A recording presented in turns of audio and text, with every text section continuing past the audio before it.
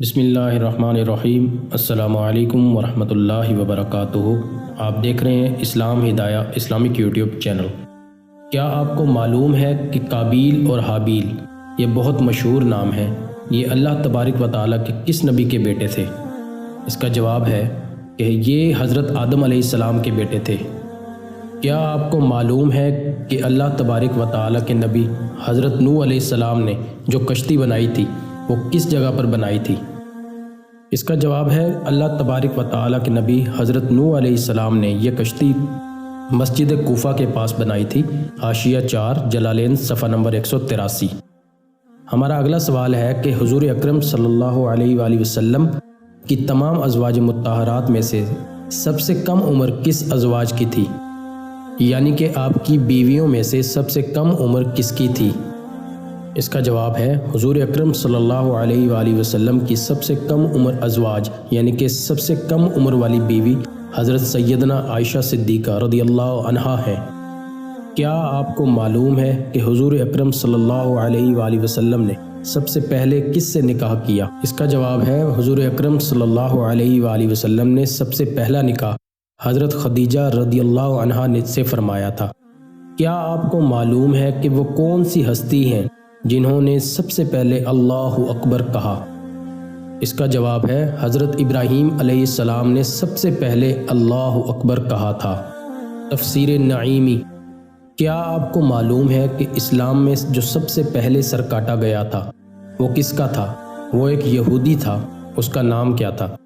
اسلام میں سب سے پہلے کعب بن اشرف یہودی کا سر کاٹا گیا۔ اس کا حوالہ معارج النبوہ ہے۔ کیا آپ کو معلوم ہے کہ سب سے پہلے عید الاضحیٰ کی نماز کب پڑھی گئی؟ اس کا جواب ہے پہلی عید الاضحیٰ کی نماز سن 2 ہجری میں پڑھی گئی۔ مدارج النبوہ جلد نمبر 2 صفحہ نمبر 180۔ کیا آپ بتا سکتے ہیں کہ حضور اکرم صلی اللہ علیہ وآلہ وسلم نے اپنی آخری سانسوں میں کیا فرمایا تھا؟ حضور اکرم صلی اللہ علیہ وآلہ وسلم نے پہلی سانس میں الصلاۃ، دوسری سانس میں وما ملکت ایمانکم اور آخری سانس میں اللہم بالرفیق الاعلیٰ۔ تفسیر نعیمی جلد 2 صفحہ نمبر 197 اس کا حوالہ ہے۔ کیا آپ کو معلوم ہے کہ وہ کون سے ایسے 5 لوگ ہیں جو دنیا میں سب سے زیادہ روئے اور ان کی وجوہات کیا ہیں؟ اس کا جواب ہے سب سے پہلے حضرت آدم علیہ السلام اپنی خطا پر روئے، دوسرا حضرت یحییٰ علیہ السلام خوف الہی میں روئے، تیسرا حضرت یعقوب علیہ السلام فراق یوسف علیہ السلام میں روئے، چوتھا حضرت فاطمہ رضی اللہ عنہا حضور کے وصال کے بعد روئیں، پانچواں حضرت زین العابدین واقعہ کربلا کے بعد روئے۔ اس کا حوالہ ہے تفسیر نعیمی جلد نمبر 1۔ کیا آپ کو معلوم ہے کہ زمین پر نہروں اور چشموں کی پیدائش کب اور کیسے ہوئی؟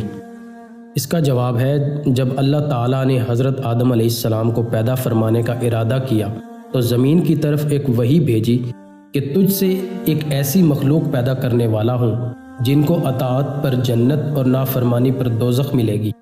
زمین نے عرض کی کہ اے اللہ، تو مجھ سے ایسی مخلوق پیدا کرے گا جو دوزخ میں جائے گی۔